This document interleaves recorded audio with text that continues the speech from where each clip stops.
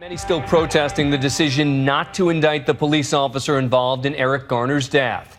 It also turns out that in Spike Lee's film Do the Right Thing, an uncannily similar scene played out on the screen 25 years ago. The movie's breakout star Rosie Perez talked to my Nightline co-anchor Juju Chang for our week-long look at race, justice in America. It's a chilling morality tale involving police brutality, a deadly chokehold, a race riot. That tragic scene from Do the Right Thing, which debuted 25 years ago, is eerily similar to what was captured on cell phone video in the final moments of Eric Garner's life. Director Spike Lee went so far as to intercut scenes from his landmark movie with Garner's struggle with police. The extended chokehold, the gasping for air, then hitting the concrete, lifeless. When Do the Right Thing was... Rosie Perez, now a co-host of ABC's The View, back then an unknown actress Spike Lee had just discovered dancing in a nightclub. When I first saw the video, which is horrific, well, literally watching a man die over and over, Do the Right Thing just popped in my head.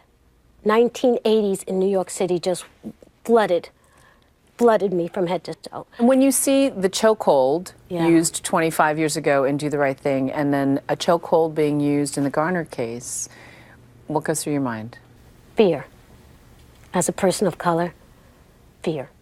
Because it doesn't only pertain to young African American boys. It pertains to a lot of people of color.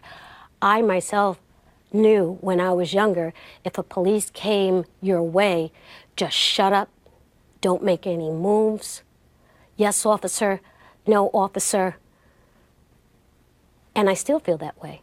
In her film debut, Rosie delivered a raw performance as Spike Lee's fiery girlfriend. Don't be telling me what kind of mother I am. Spike played Mookie, a deadbeat dad and delivery guy for Sal's Pizza, who ultimately incites the race riot with this defiant act.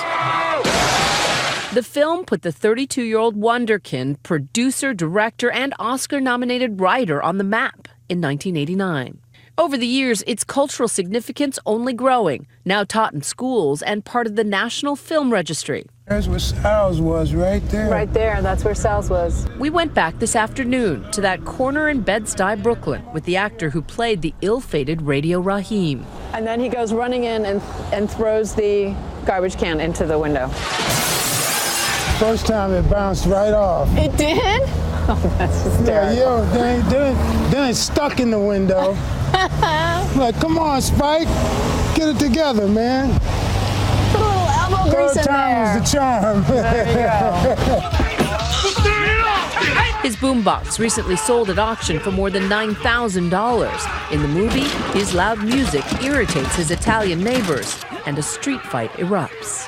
25 years ago, what were we to learn from Radio Raheem's death in that movie? In a lot of tragic situations, there's more than one source of blame. You gotta get along with one another. If people don't want you playing music in the store, don't go in there blasting your box, man. You might not get killed.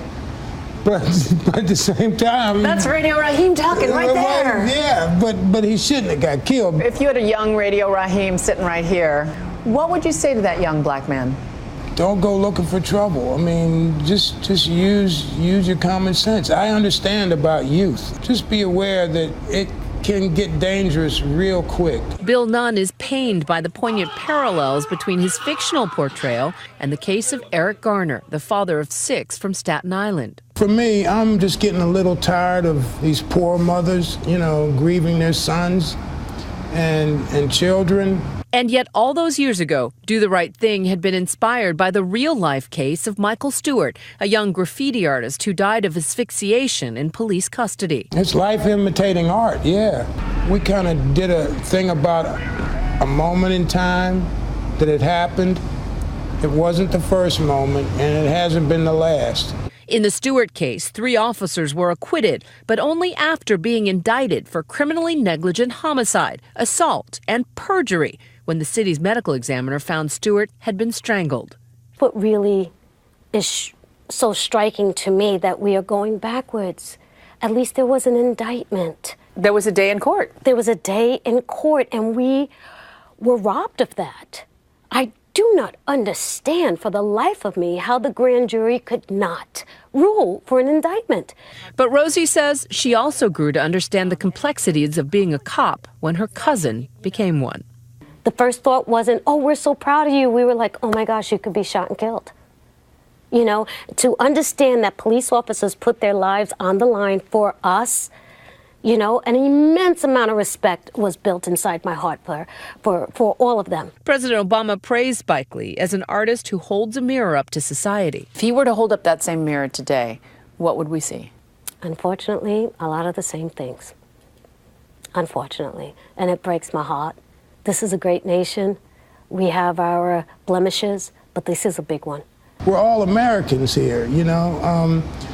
Why can't we just get along, like a person once said? Rodney King once said that. Yeah. One thing I still believe, that love is stronger than hate. And I think that's why we will prevail. For Nightline, I'm Juju Chang in New York.